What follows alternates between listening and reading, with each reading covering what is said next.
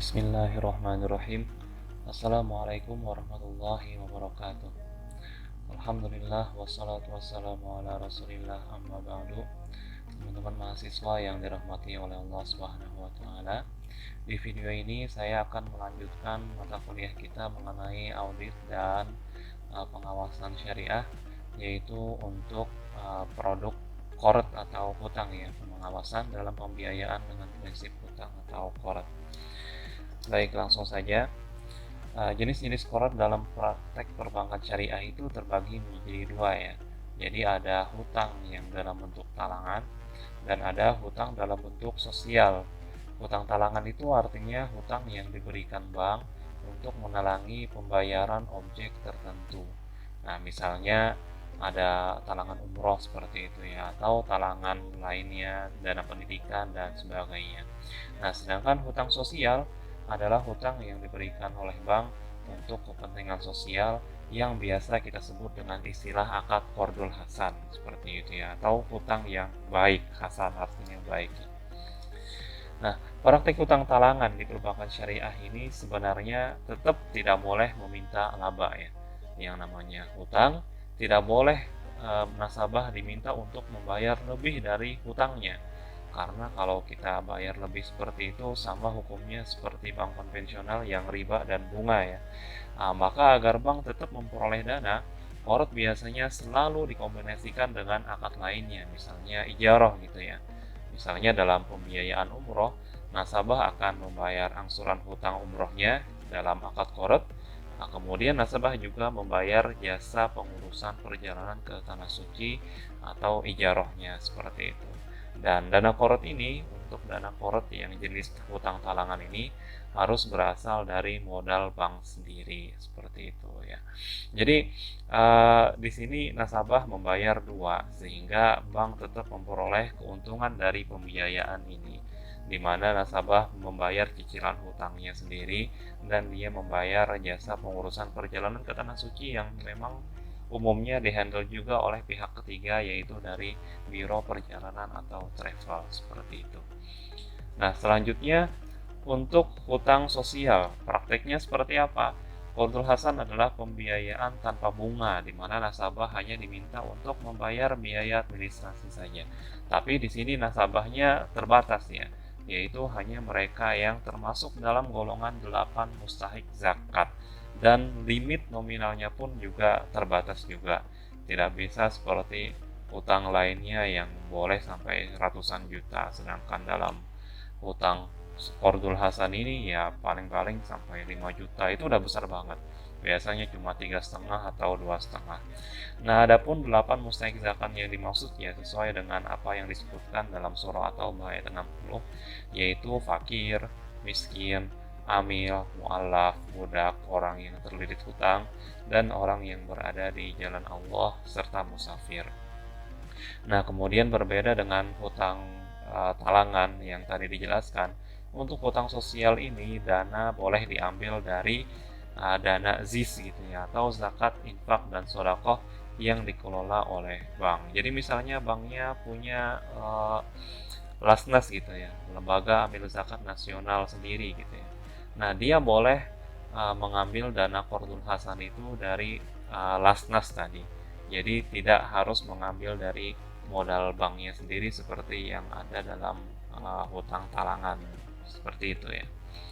Nah, adapun poin-poin pemeriksaan yang harus diperhatikan dalam akad qard, pertama dia harus sesuai dengan prinsip syariah, jelas ya, seperti akad-akad lainnya.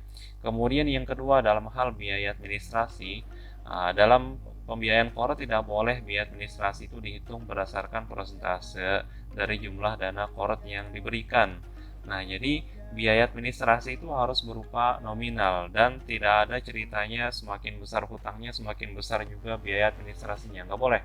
Biaya administrasi harus pukul rata untuk semua pembiayaan qard. Kemudian akad pembiayaan berdasarkan prinsip qard ini telah sesuai dengan fatwa DSN maupun aturan Bank Indonesia lainnya yang berlaku. Itu jelas ya. Jadi yang nomor 2 ini yang perlu diperhatikan oleh kalian. Kemudian berikutnya, meneliti pembiayaan berdasarkan Flipboard tidak dipergunakan untuk kegiatan yang bertentangan dengan prinsip syariah. Nah, jadi dalam akad harus disebutkan tujuannya apa dia berhutang ini. Apakah untuk dana talangan seperti tadi ya, talangan pendidikan, talangan umroh atau talangan lainnya, atau dipergunakan untuk usaha dan sebagainya. Kemudian yang kedua, meneliti bahwa nasabah yang terkena sanksi denda adalah nasabah yang lalai, yaitu nasabah yang sebenarnya punya kemampuan secara ekonomi, tapi dia sengaja menunda-nunda pembayaran. Jadi denda tidak boleh dikenakan kepada nasabah yang memang tidak mampu seperti itu ya. Ini nanti akan kita bahas lebih lanjut di belakang. Kemudian berikutnya, memastikan bahwa bank telah memberikan kelonggaran waktu yang cukup kepada nasabah untuk melunasi kewajibannya dalam hal nasabah tersebut mengalami kesulitan keuangan akibat penurunan usaha. Jadi apabila nasabahnya mengalami penurunan usaha dan dia melapor kepada bank seperti itu ya, bank seyogyanya harus memberikan kelonggaran waktu, misal dengan cara perpanjangan jangka waktu seperti itu ya. Apalagi dalam hal virus corona ini yang sedang mewabah di negara kita ya, beberapa bank itu sudah mulai mengenakan kelonggaran waktu bagi nasabah-nasabah tertentu seperti itu, dan itu boleh dilakukan. Berikutnya, meneliti bahwa pendapatan yang diterima bank dari nasabah atas pengenaan sanksi telah diakui sebagai sumber dana kebajikan. Jadi, denda yang diperoleh dari nasabah itu tidak boleh dijadikan keuntungan bank. Harus diarahkan kepada dana sosial atau dana kebajikan atau dana zakat infak sedekah yang tadi kita sebutkan. Itu bisa ya.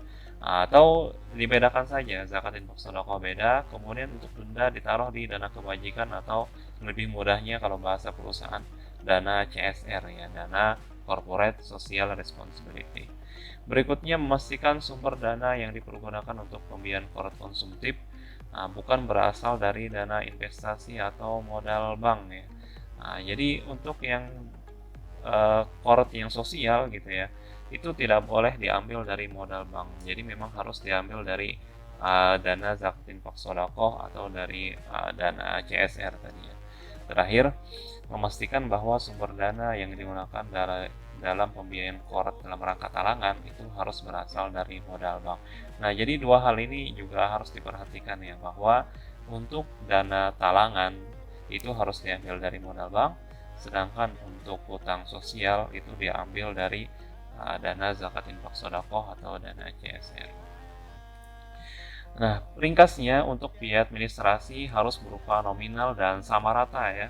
Untuk sekian pembiayaan berapapun nominalnya, nah itu harus sama rata biaya administrasi. Tidak boleh dihitung berdasarkan besaran pembiayaan. Misal ini untuk dana talangan umroh biayanya yang dikeluarkan oleh bank adalah 20 juta, maka biaya administrasinya harus sama dengan talangan pendidikan kalau duitnya cuma 10 juta. Misal dia taruh di situ biaya administrasinya adalah 200.000, ini harus pukul rata semuanya seperti itu. Berikutnya, denda hanya dikenakan jika nasabah sengaja menunda bayar padahal dia mampu. Denda harus dimasukkan ke dana CSR atau dana kebajikan. Sumber dana hutang talangan adalah modal bank, sedangkan sumber dana hutang sosial adalah dana ZIS atau dana CSR. Itu ringkasnya ya. Berikutnya, kesalahan yang biasa ditemukan dalam akad korat ini hanya satu ya yang bisa kami sampaikan di sini, yaitu berkenaan dengan peristiwa cedera janji ya. Di sini perhatikan yang poin kedua. Bank berhak melakukan segala upaya hukum untuk melaksanakan hak bank berdasarkan akad ini, dan dokumen transaksi serta mengambil pembiayaan atas fasilitas pembiayaan beserta bagian pendapatan bank dan biaya-biaya yang harus dibayar oleh nasabah berdasarkan dokumen transaksi dari eksekusi akad jaminan. Berkenaan dengan pemutusan akad ini, para pihak sepakat dan setuju untuk mengesampingkan berlakunya ketentuan dalam pasal 1266 KUH per ya. Nah, jadi di sini kurang jelas ya apa yang dimaksud dengan pasal 1266 itu. Kalau dia adalah orang hukum yang mengerti hukum dan kebetulan tahu isi atau konten dari pasal 1266 itu mungkin nggak jadi masalah seperti itu ya. Tapi kalau yang tanda tangan ini adalah nasabah yang tidak mengetahui dan tidak mengerti hukum, jangan-jangan tahu kitab undang-undang hukum perdata itu apa. Nah, harus ditulis isi pasal 1266 itu apa seperti itu ya.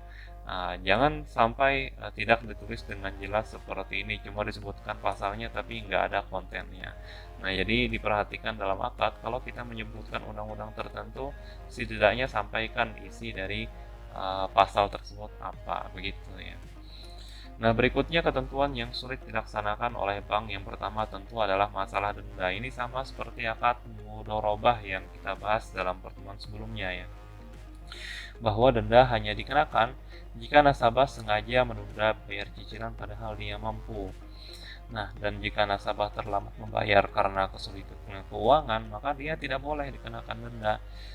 Tapi pertanyaannya, bagaimana cara kita mengukur kemampuan nasabah jika nasabah itu tidak melapor gitu ya? Atau bagaimana cara kita mengukur dia itu sengaja atau nggak sengaja gitu kan? Nah, bisa saja misalnya nasabahnya sengaja tapi ketika kita tanya dia berkilah, enggak kok, saya nggak sengaja, saya lupa, atau enggak, saya memang pada saat itu belum punya uang, atau alasan-alasan lainnya ya, gampang banget menghindar dan berkilah dari kesengajaan itu. Nah, artinya dalam hal ini nasabah wajib melapor jika tidak mampu bayar tepat waktu. Nah, dan jika tidak, bank akan berhak menganggap nasabah sengaja menunda pembayaran.